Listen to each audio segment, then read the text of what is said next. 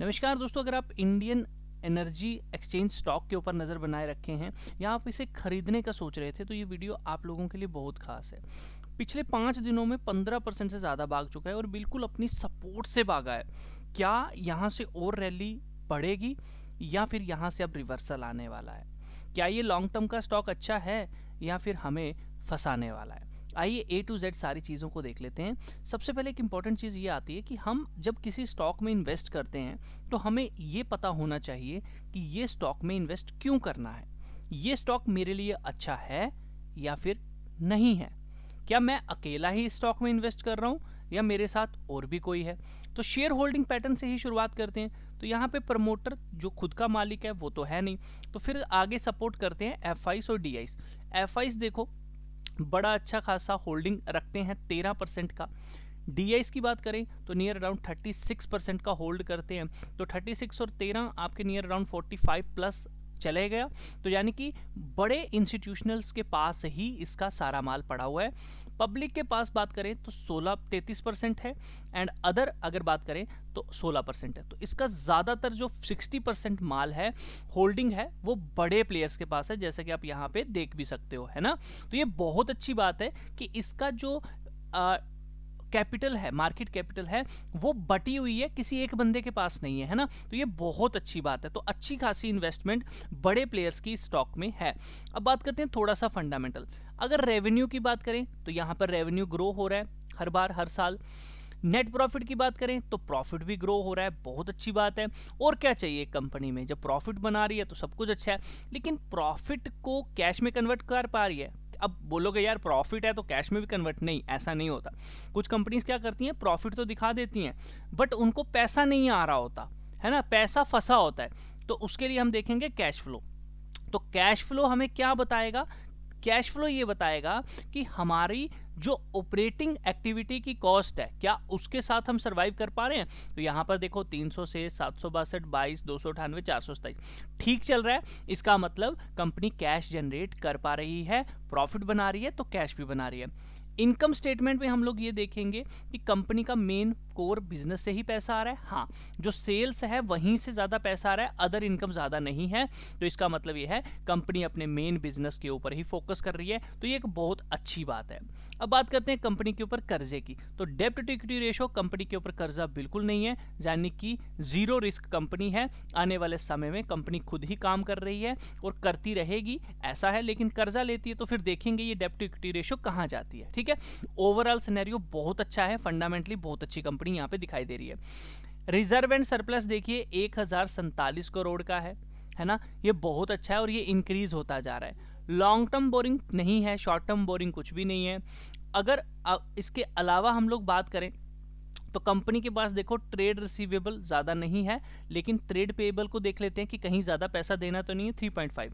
तो कंपनी ने भैया ना ही ज़्यादा पैसा देना है और ना ही ज़्यादा पैसा लेना है। ओवरऑल कंपनी ये कह रही है कि भैया मेरे पास पैसा भी है, रिजर्व एंड सरप्लस भी है, मैं अच्छा काम कर रही हूँ, सेल भी है, जनरेट भी हो रही है, प्रॉफिट भी है, तो हमें और क्या देखना है, एवरीथिंग इज ओके। हाँ, इन फ्यूचर कुछ भी हो सकता है ना, तो उसको तो कोई भी नहीं जानता।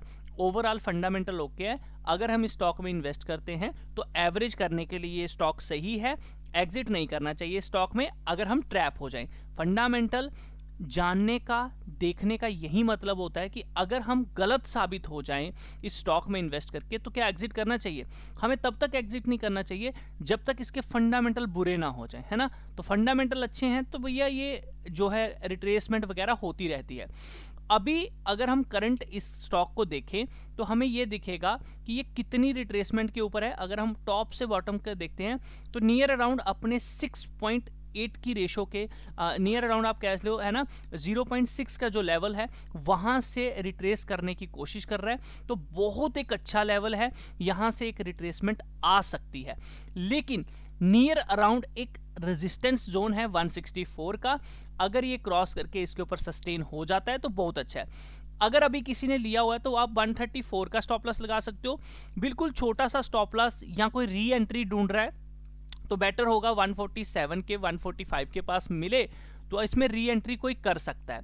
ऊपर की तरफ अभी 164 के टारगेट के लिए जाने के लिए रेडी है, लेकिन वीकली कैंडल क्लोज हो जाती तो बहुत अच्छा था। जो अर्ली एंट्री करना चाहते हैं, कर चुके हैं, तो उनके लिए भैया 164 160 का एक टारगेट यहाँ पे निकल कर आ रहा है नियर अराउंड अभी शॉर्ट टर्म में, ठीक है। लेकिन जिस तरह से ये स्टॉक अभी चलना शुरू हुआ है कंसोलिडेशन देख के, पॉसिबिलिटी यही है कि अब इसमें एक अप ट्रेंड आ सकता है, और ये जो आप ऊपर की तरफ से एक ट्रेंड लाइन देख रहे हो, ये उसको हिट करने की कोशिश करेगा। तो नियर टर्म आपको 208 प्लस के टारगेट यहाँ पे देखने को मिल सकते हैं, या फिर आने वाले समय में आप कह लो कि भैया ये नियर अराउंड अभी भी 1 साल या 1.5 साल इसमें कंसोलिडेशन कर सकता है। और कंसोलिडेशन के बाद यानी कि जैसे कि ये यहाँ पे गया, इस तरह से करता हुआ यहाँ से एक ब्रेकआउट देने की कोशिश करेगा। तो ये 2027 में हो सकता है कंप्लीट हो।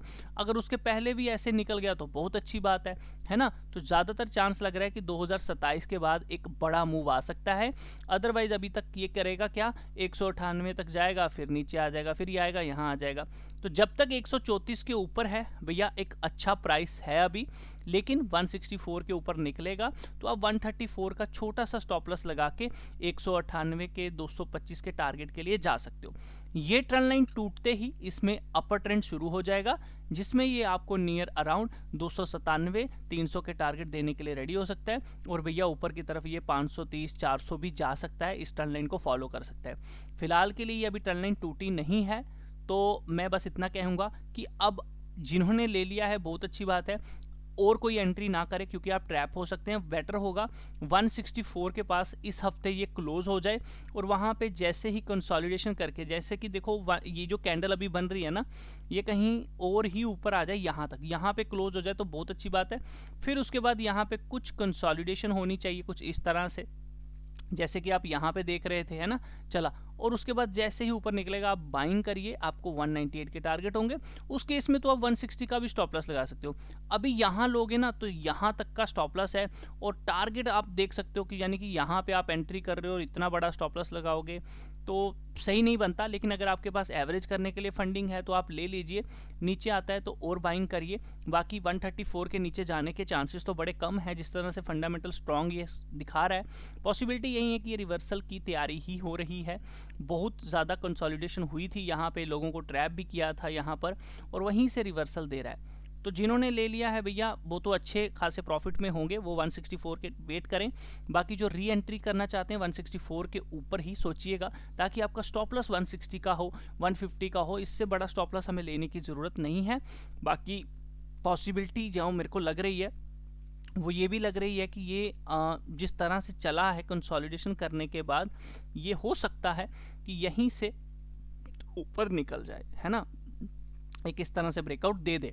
लेकिन जल्दबाजी नहीं करनी है, हमें वेट करना है 164 का। यहाँ पे कंसोलिडेशन होगी, कोई पैटर्न दिखेगा तभी एंट्री करेंगे, अदरवाइज एंट्री करनी हमें नहीं है। क्योंकि जिस तरह से जैसे यहाँ पे चला था वैसे ही यहाँ से भी चलने के स्थान लग रहे हैं। तो 242 का नियर अराउंड मुझे लग रहा है कि एक टारगेट आना चाहिए एज पर फंडामेंटल। बस एक बार 164 के ऊपर सस्टेन जो है वो हो जाए, फिर आपको 198 225 242 के टारगेट के लिए ये रेडी हो जाएगा। तो यहाँ प्रॉफिट बुकिंग ये आप पे निर्भर करेगी। बाकी हो सकता है कि ये 225 तक जाए और उसके बाद एक अप ट्रेंड ही यहाँ से शुरू हो जाए, जिसमें आपको 300 400 के टारगेट्स यहाँ पे मिनिमम जो है वो देखने को मिलेंगे। बाकी वीडियो अच्छा लगा लाइक ज़रूर करिए, शेयर ज़रूर करिए। इसी तरह की और वीडियोस पाने के लिए चैनल को सब्सक्राइब करिए बेल आइकन के साथ।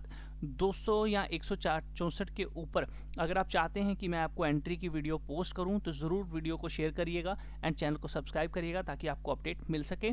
ट्रेड लेने से पहले एक बार अपने फाइनेंशियल एडवाइजर से ज़रूर पूछिए, क्योंकि रिस्क आप सबका है। बाकी मिलता हूँ नेक्स्ट वीडियो में, तब तक के लिए अपना ख्याल रखिए।